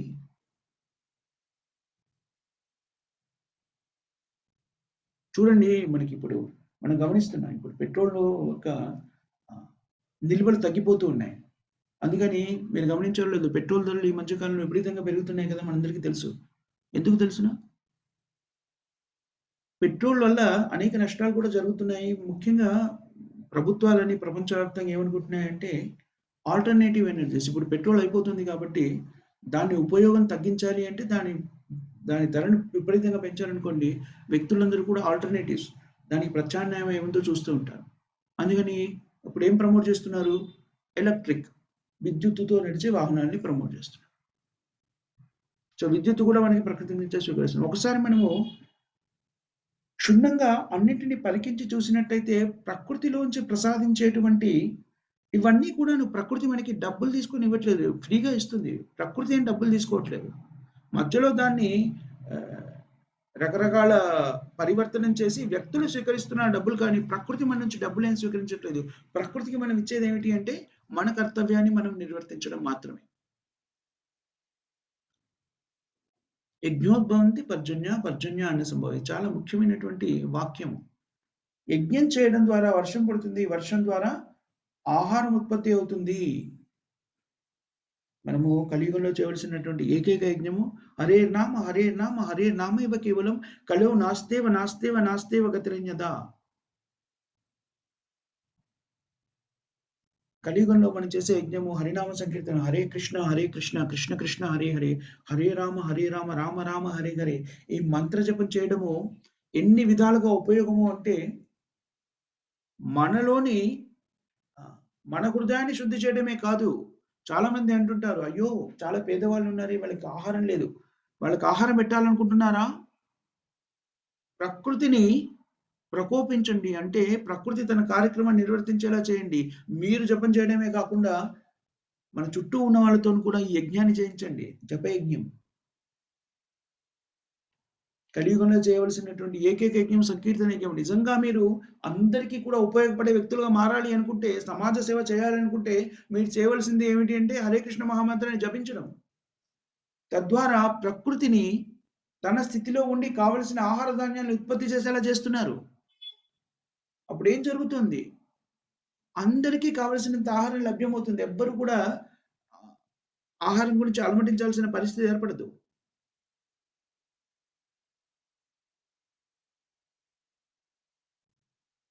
సో, పృథు మహారాజు రాజ్యాన్ని పరిపాలించినప్పుడు శాస్త్రానుసారంగా రాజ్యాన్ని పరిపాలించాడు కాబట్టి ఇవన్నీ కూడాను కావలసినంత లభ్యమయ్యాయి. ధర్మశాస్త్రాలకి అనుగుణంగా పృథు మహారాజు ప్రజలని నడిపించారు. పరిపాలన కూడా కావించారు. కానీ పృథు మహారాజు తండ్రి సమయంలో వ్యక్తులు రాక్షసత్వాన్ని కలిగి ఉన్నారు. ఎందుకంటే పృథు మహారాజు తండ్రి అసుర భావాన్ని కలిగి ఉన్నటువంటి వ్యక్తి. భగవంతుణ్ణి నమ్మని వ్యక్తి, భగవంతుని దూషించిన వ్యక్తి, భగవత్ కార్యాల్లో ఆటంకం కల్పించిన వ్యక్తి, సాధువులందరినీ కూడా అడ్డుకున్న వ్యక్తి. ఎప్పుడైతే రాజు వేదశాస్త్రాల ప్రకారంగా పరిపాలించరో, దేవుణ్ణి విశ్వసించరో, అప్పుడు ప్రజలు కూడాను రాక్షసత్వాన్ని పెంపొందించుకుంటారు. అప్పుడు మనకి దాన్ని అందరూ అనుభవిస్తారు. ప్రజలందరూ కూడా ఆహార ధాన్యాలు సరిగ్గా లేకపోతే, కావాల్సినంత లేకపోతే నష్టపోయేది, కష్టపడేది ప్రజలందరూ కూడాను.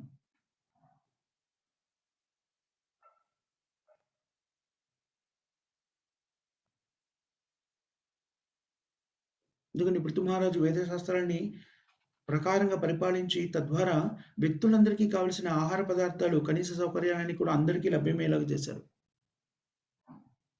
ఎలా చేశారు? సమాజాన్నంతా కూడాను వేద శాస్త్రాలకు అనుగుణంగా జీవించేలాగా నిర్దేశించాడు. అందరినీ కూడాను భగవద్భక్తి వైపు పయనించేలా చేశాడు. అప్పుడు ఎప్పుడైతే సమాజంలో అందరూ కూడాను తమ కర్తవ్యాన్ని నిర్వర్తిస్తూ భక్తి మార్గంలో స్థిరంగా ఉన్నారో, సమాజం అంతా కూడా అందంగా శోభిల్లిపోయింది. ఇప్పుడు కూడా అది మనం చేయవచ్చు. ఎప్పుడైతే వ్యక్తులందరూ కూడాను కృష్ణ చైతన్యాన్ని తన జీవితంలోకి స్వీకరిస్తారో, ప్రపంచమంతా అది స్వీకరించిందనుకోండి, ఈ ప్రపంచమంతా కూడాను భూలోకం కూడాను వైకుంఠం అయిపోతుంది. వైకుంఠ అంటే ఎలాంటి ఆందోళన, చింత లేకుండా ప్రశాంతమైన జీవితాన్ని గడపవచ్చు. భగవత్ సేవలో ఉండి ప్రశాంతమైన జీవితాన్ని గడిపితే మనం ఎక్కడున్నా ఈ భూలోకంలో ఉన్నా కూడాను అది వైకుంఠంగానే పరిగణించబడుతుంది. అది సాధ్యమయ్యే విషయము. ఇదేదో అసాధ్యము, ఊహాజనితంగా చెప్తుంది కాదు. నిజంగా అందరూ కూడాను హరినామ సంకీర్తనాన్ని స్వీకరిస్తే ఈ భూలోకము ఇప్పుడు ఎంతో పాపభూయిష్టమైనదిగా మనకి చాలా క్లిష్టమైనదిగా కనబడుతుందో అది వైకుంఠంగా మారిపోతుంది.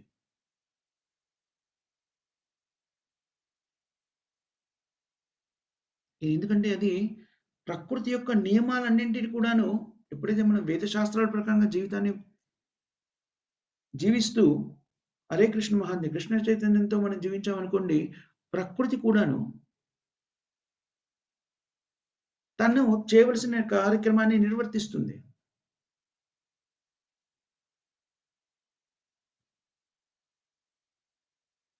ఎప్పుడైతే మనము నేరంలో ఇరుక్కుంటామో, పాప కార్యక్రమాలు పాపం కాదు. నేరం చేస్తామో, చట్టబద్ధమైన వాటిని ఉల్లంఘిస్తామో, చట్టాన్ని ఉల్లంఘిస్తామో అప్పుడు పోలీసులు మనని అదుపులోకి తీసుకుంటారు. వాళ్ళు మనని ఇబ్బంది పెడతారు. దాని నుంచి మనం తప్పించుకోలేము. చట్టం నుంచి మనం తప్పించుకోలేము. ఏదో విధంగా అది శిక్ష అనేది అనుభవించాల్సిందే.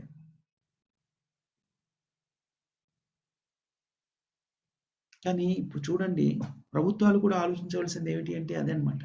ప్రజలందరూ నేర ప్రవృత్తిని కలిగి ఉన్నారనుకోండి, ఎక్కువ మంది నేరస్తులైనటువంటి సమాజంలో వాళ్ళని నియంత్రించడానికి ఎక్కువ మంది ఇలాంటి పోలీస్ వ్యవస్థ ఇలాంటివి కావాలి. వాళ్ళని పోషించడానికి, వాళ్ళని మేనేజ్ చేయడానికి ఇంకా కొంతమంది అధికారులు కావాలి. వాళ్ళందరికీ కూడాను ఆహ్, వనరులన్నీ సమకూర్చాల్సిన బాధ్యత ప్రభుత్వానికి ఏర్పడుతుంది. కానీ ఆలోచించండి, వ్యక్తులందరూ కూడాను భగవద్భక్తి సంపన్నులై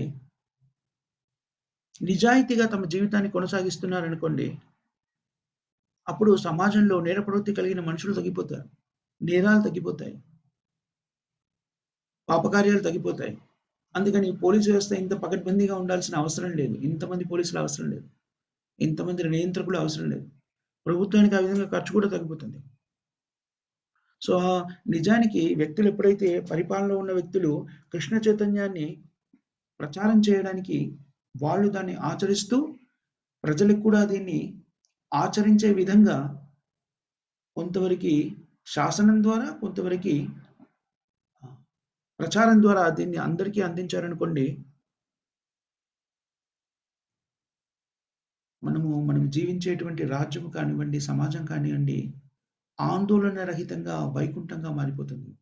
పృథు మహారాజు ఆ పనినే చేశారు. మనం ఈ పని ఇప్పుడు చేశామనుకోండి, పృథు మహారాజు ఎలాగైతే తన సామ్రాజ్యాన్ని సస్యశ్యామలంగా ఉంచి అందరినీ కూడాను భక్తి మార్గం వైపు నడిపించాడో అది మనం ఇప్పుడు కూడా చేయవచ్చు. పృథు మహారాజు చాలా ఉన్నతమైనటువంటి ఆదర్శమైనటువంటి రాజు.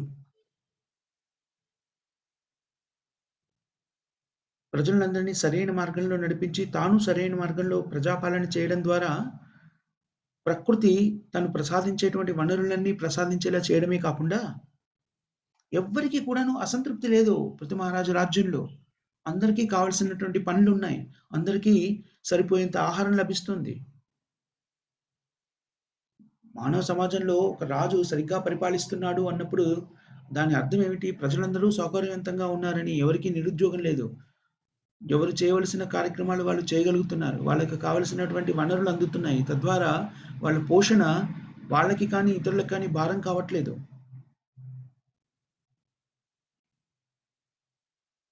కానీ ఇవాళ మనం చూస్తూ ఉంటాము. ఇంత అభివృద్ధి చెందాము. నాగరికంగా ఎంతో అభివృద్ధి చెందాము. టెక్నాలజీ చాలా అభివృద్ధి చెందింది అని చెప్పుకుంటున్నప్పటికీ కూడాను, ఇవన్నీ కూడాను సైన్స్ ఎంతో అభివృద్ధి చెందినప్పటికి కూడాను మనకి ఇప్పటికి కూడా మనం చూస్తుంటాము. నిరుద్యోగము అనేటువంటిది పెచ్చుపెరిగిపోతున్నది. ప్రపంచ దేశాలన్నిట్లో కూడా మనం చూస్తుంటాం. అందరికీ కూడా కావాల్సినటువంటి ఎంగేజ్‌మెంట్ లేదు. ఒక్కొక్కళ్ళకి ఒక్కో రకమైన అభిరుచి ఉంటుంది. ఆ అభిరుచికి తగినటువంటి పని చేయాలి అంటే అది సాధ్యపడట్లేదు.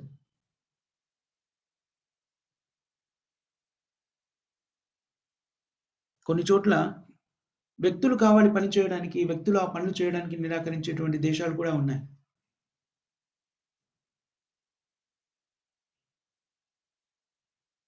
ఇదంతా కూడా ఎందుకు జరుగుతుంది అంటే మనం వేద శాస్త్రాల ప్రకారంగా మన జీవితాన్ని కొనసాగించడం లేదు కాబట్టి. పృథు మహారాజు అందరికీ తన పరిపాలనలో ఉన్నటువంటి ప్రజలందరికీ వాళ్ళ వాళ్ళ గుణాలని బట్టి ఏ స్థితిలో ఉండాలో ఆ స్థితిలో ఉండేటువంటి సదుపాయాల్ని కల్పించారు. బ్రాహ్మణులకి వాళ్ళకి కావాల్సినటువంటి విధుల్ని అందజేశారు. అంటే వాళ్ళు శూద్రుల్లాగా పనిచేస్తారని కాదు. వైద్య శాస్త్రాన్ని అధ్యయనం చేయడానికి మరియు యజ్ఞయాగాదులు నిర్వర్తించడానికి వాళ్ళకి కావాల్సిన వనరులన్నీ కూడాను వాళ్ళకి అందజేశారు. బ్రాహ్మణుల్ని బ్రాహ్మణులుగా, శూద్రుల్ని శూద్రులుగా, వైశ్యుల్ని వైశ్యులుగా వాళ్ళు వాళ్ళ కర్తవ్యాన్ని నిర్వర్తించడానికి కావాల్సినటువంటి సదుపాయాల్ని కల్పించారు. అది క్షత్రియుల యొక్క ధర్మం. క్షత్రియుడు క్షత్రియుడిగా, బ్రాహ్మణుడు బ్రాహ్మణుడిగా, వైశ్యుడు వైశ్యుడిగా, శూద్రుడు శూద్రుడిగా జీవించినప్పుడు సమాజంలో సమతుల్యం ఉంటుంది. ఈర్ష్యాద్వేషాలు ఉండవు. సమభావం ఉంటుంది. అందరూ సౌకర్యవంతంగా జీవించగలుగుతారు.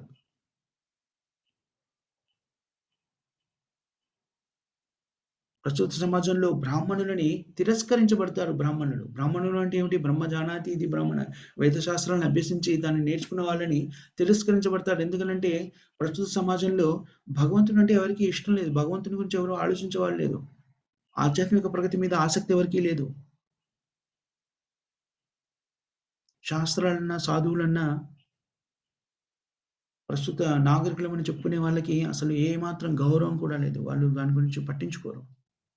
వాళ్ళ ఏకైక లక్ష్యం ఏమిటి అంటే ఇంద్రియ తృప్తి.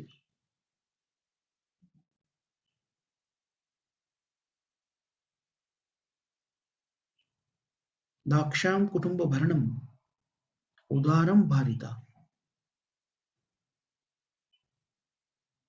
ఈ ఈ సమాజంలో వ్యక్తులు పశువులకి కావలసినటువంటి సదుపాయాల్ని కల్పిస్తే సంతృప్తిగా ఉంటారు. పశువులేంటి?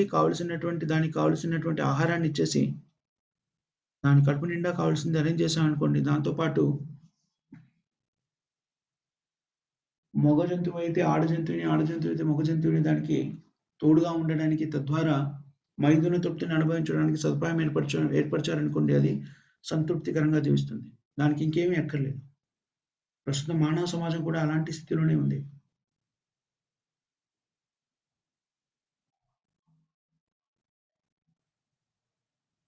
ఎవరికైతే ఈ ఆహార, నిద్ర, మైథునాలు లభిస్తాయో వాళ్ళు అనుకుంటారు, ఓహో! నేను ఎంత ప్రశాంతమైన జీవితాన్ని గడుపుతున్నాను. ఎవరైనా చెప్పినప్పుడు అంటారు, I'm very happy in my life. నేను నా జీవితంలో చాలా ఆనందంగా ఉన్నాను. మీరు భగవద్గీత గురించి నా దగ్గరకొచ్చి చెప్పొద్దు. I have everything. I have wife, I have children, I have a home, I have a job, I have a bank balance, so I'm very happy.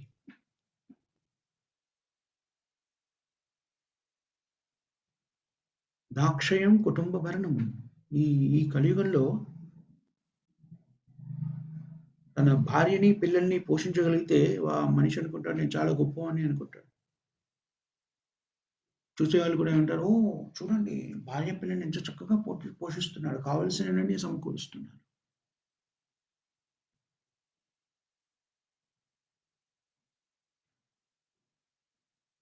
భార్యని, పిల్లల్ని కుక్కలు, పందులు, పిల్లులు కూడా మెయింటైన్ చేస్తున్నాయి.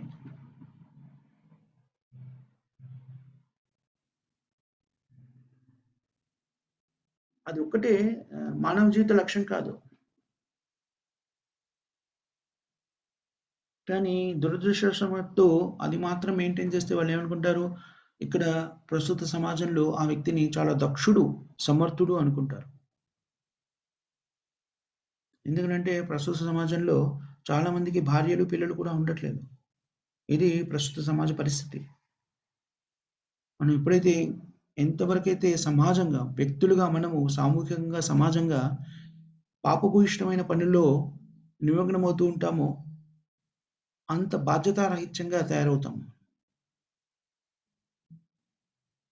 మనం ఎప్పుడైతే భగవంతుడు లేని సమాజాన్ని ప్రోత్సహించడం, అసలు భగవంతుడు లేదు, ఏదో సో కాల్డ్ సైన్స్, ఏ భగవంతుడిలాగా పూజిస్తూ దాని మీదే ఆధారపడి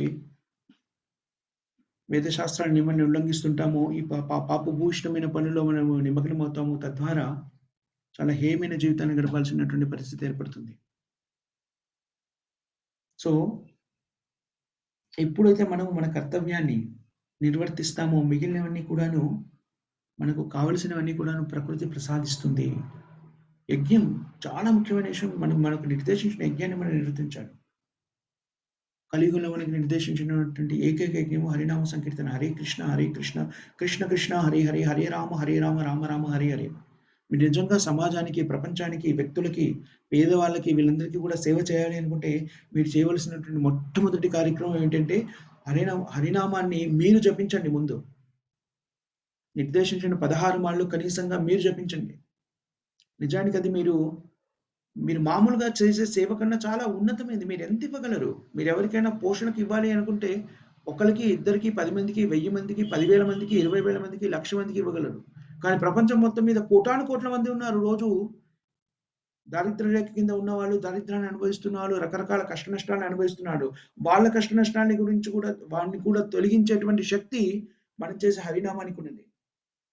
మనం హరినామం చేయడమే కాకుండా మనకి తెలిసిన వాళ్ళందరికీ కూడా ప్రచారం చేయడం ద్వారా మనం నిజంగా ప్రపంచం మొత్తానికి గొప్ప సేవ చేస్తున్న వాళ్ళం. ఇంతకన్నా గొప్ప సేవ ఏ వ్యక్తి కూడా చేయలేరు. మీకున్న ఆస్తులన్నీ కూడాను పంచినా కూడాను ప్రపంచంలో పేదరికాన్ని పూర్తిగా నిర్మూలించలేరు.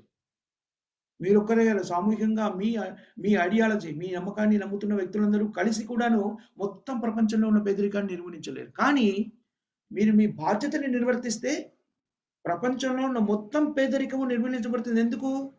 యజ్ఞోద్భవంతి పర్జన్య అన్న సంభవం. మీరు మీ యజ్ఞాన్ని నిర్వర్తిస్తే, కర్తవ్యాన్ని, వర్షాలు సక్రమంగా కురుస్తాయి. వర్షాలు సక్రమంగా కురిస్తే కావలసినంత ఆహార ధాన్యాలు ప్రకృతే మనకు ప్రసాదిస్తుంది. అప్పుడు నేనేదో కష్టపడి ఇదిగో నా డబ్బుల్ని మీకు ఇస్తున్నానని దానం చేయక్కర్లేదు. అందరికీ కావలసినంత లభిస్తుంది ప్రకృతి ద్వారా. సో, బుద్ధిమంతుడైన వ్యక్తి నిజమైన సేవ చేయాలనుకుంటే ఏం చేస్తాడు? ఈ పద్ధతిని స్వీకరిస్తారు. హరే కృష్ణ మహామంత్రాన్ని జపించడం ద్వారా మనం ఎంత ప్రపంచానికి సేవ చేస్తున్నామో చూడండి. చాలా మంది అనుకుంటారు ఇది నాకే కదా, సో ఫైన్ స్పిరిచువల్ అడ్వాన్స్‌మెంట్ వీలైనప్పుడు చేద్దాం. కాదు, నీ ఒక్కడి స్పిరిచువల్ అడ్వాన్స్‌మెంటే కాదు. మీరు కష్టపడి ఎవరికో సేవ చేయాలనుకుంటున్నారు చూడండి సమాజానికి. వాళ్ళకి కూడా సేవ చేసిన వాళ్ళవుతారు. సో, మన కర్తవ్యాన్ని మర్చిపోకుండా శాస్త్రంలో చెప్పినట్టుగా నిర్వర్తించగలిగినప్పుడు మనని మనం ఉద్ధరించుకోవడమే కాదు, మన కుటుంబాన్ని ఉద్ధరించడమే కాదు, సమాజాన్ని, ప్రపంచాన్ని ఉద్ధరించిన వాళ్ళమవుతాం. చాలా చక్కని పద్ధతి ద్వారా భగవంతుని సంతృప్తి పరుస్తూ, మనము సంతృప్తి చెందుతూ ప్రపంచం మొత్తానికి కూడా సేవ చేయగలిగిన వాళ్ళమవుతాం. సో, ఈ కృష్ణ చైతన్య మార్గాన్ని మన జీవితంలోకి ఎంత తొందరగా వెళితే సంపూర్ణంగా స్వీకరించాలి. ఇది పెద్ద కష్టమైన విషయం కాదు. ఒకసారి మనం దృఢ సంకల్పంతో ఇది నేను చేస్తాను అని నిర్ణయించుకున్నాననుకోండి, ఏం కష్టం ఉందండి దాంట్లో? హరే కృష్ణ మహామంత్రాన్ని చదవడానికి ఏదైనా కష్టమైన మంత్రం అది. హరే కృష్ణ, కృష్ణ కృష్ణ హరే హరే, హరే రామ, రామ రామ హరే హరే. అదేమన్నా పెద్ద చాలా క్లిష్టమైనటువంటి పదజాలమా? భగవంతుని నామం అంతే. సింపుల్. పోనీ మరి ఇంకేమైనా నియమాలు పెట్టారా? అది కుదరదండి, నేను ఇలా చేయడం, అలా చేయడం. పొద్దున్నే 3:30కే లేసి చేయాలి. అంత లేవలేనండి. నువ్వెప్పుడు లేస్తావో అప్పుడే లేసి హరినామం చెయ్యి బాబు. నాకు రకరకాల పనులున్నాయండి. ఏవన్నా పనులు ఆపేసుకోమని చెప్పారు. ఏ నియమాలు లేవు. కొంచెం చిన్న అడ్జస్ట్‌మెంట్స్ కొన్ని చేసుకోవాలి. భోజనం చేయొద్దు అని చెప్పలేదు. చేయండి. కానీ ఏం చేయాలో చెప్పారు. భగవంతునికి సమర్పించిందే భుజించమని చెప్పారు. కొన్ని చేయకూడని పనుల్లో కొంచెం అడ్జస్ట్ చేసుకున్నారనుకోండి, అంతే. చాలా సింపుల్. కావాల్సింది ఏమిటి అంటే దృఢ సంకల్పం, మనం చేయాలి అనేటువంటి సంకల్పం. తద్వారా నిజానికి మనకి మనం సహాయం చేసుకోవడం కాకుండా మొత్తం సృష్టి మొత్తంలో మనము సహాయపడుతున్నాం. మొత్తం జగత్తుకి సహాయపడుతున్నాం. మనం ఆలోచించండి. మనం ఎంతమందికి సహాయం చేయగలం? వ్యక్తిగతంగా నేను వెళ్లి ఈరోజు ఎవరికో పేదరికంలో ఉన్న వాళ్ళకి కొందరికి సహాయం ఎంతమందికి చేయగలను? కానీ ఈ జపం చేయడం ద్వారా, దీన్ని ప్రచారం చేయడం ద్వారా అందరూ దీన్ని స్వీకరిస్తే మనం ప్రకృతిని ప్రభావితం చేస్తున్నాం, భగవంతుని ప్రభావితం చేస్తున్నాం. తద్వారా మన సమస్యలన్నీ తొలగిపోతాయి. ఏది ఉత్తమమైన మార్గం? ఏది తెలివైన మార్గము? నేనేదో కష్టపడి సంపాదించిన మన దగ్గర ఉన్న వాటిని అందరికీ ఇవ్వాలనుకోవడమా? లేకపోతే అందరికీ వాళ్ళే స్వయంగా సంపాదించుకునే శక్తిని ప్రసాదించడమా? తెలివైన వాడు ఎప్పుడు కూడాను తను సంపాదించి ఇతరులకు ఇవ్వాలి అనుకోడు. నిజంగా ఉదాత్తమైన వ్యక్తిత్వం ఉన్న వ్యక్తి ఏమనుకుంటారంటే, చాలా మంది అనుకుంటారు తమ దగ్గర ఉన్నవాడిని ఎదుటి వాళ్ళకి ఇచ్చామనుకోండి ఎంత ఉదాత్తత. కాదు. నిజమైన ఉదారత ఎప్పుడు అంటే నువ్వెలా సంపాదించావో ఆ సంపాదించుకునే శక్తిని ఎదుటి వాళ్ళకి కూడా ప్రసాదించడము. అది నిజమైన ఉదాత్తత. లేకపోతే మనము దానాలు ఎన్ని రోజులు చేయగలము? ఎంతమందికి చేయగలము? కానీ కనబడ్డ ప్రతి వాళ్ళకి కూడాను వాళ్ళే స్వయంగా స్వయం సమృద్ధిని సాధించే శక్తిని ప్రసాదించామనుకోండి, మళ్ళీ వాళ్ళు మన దగ్గరికి రారింక. వాళ్ళు స్వయంగా సంపాదించుకోవాలి. అందుకనే మనం ఈ భక్తి మార్గాన్ని వాళ్ళకిచ్చామనుకోండి, వాళ్ళ సమస్యలు భౌతిక, ఆధ్యాత్మిక సమస్యలన్నీ తీరిపోతాయి. ఇక స్వయంగా వాళ్ళే దాన్ని సమృద్ధి చేసుకోగలుగుతారు. సో, నిజంగా ఉదారత చూపించాలి వ్యక్తులకి అంటే మనము ఈ భగవత్ సందేశాన్ని వాళ్ళకివ్వాలి. అది ఇచ్చినప్పుడు వాళ్ళెప్పుడు స్వీకరించగలుగుతారు? మనం కూడా దాన్ని పాటిస్తున్నప్పుడు, వాళ్ళు మనం చెప్పినప్పుడు దాన్ని ఆచరిస్తారు. సో, మనము ఈ 16 మాలల జపం చేయడము, 4 నియమాల్ని పాటిస్తూ ఇతరులకు బోధించినప్పుడు, అది చాలా పకడ్బందీగా వాళ్ళకి వాళ్ళ మనసుల్లోకి చొచ్చుకుపోతుంది. తద్వారా వాళ్ళు కూడా భౌతిక జీవన బంధనాల నుంచి ముక్తులు కాగలుగుతారు. ఆనందంగా జీవించగలుగుతారు. సో, మనము మన సమయాన్ని ఎక్సీడ్ అయినట్లు నేను ఇక్కడ ఆపేస్తాను. ఎవరికైనా ఏమైనా క్వెషన్స్ గాని, కామెంట్స్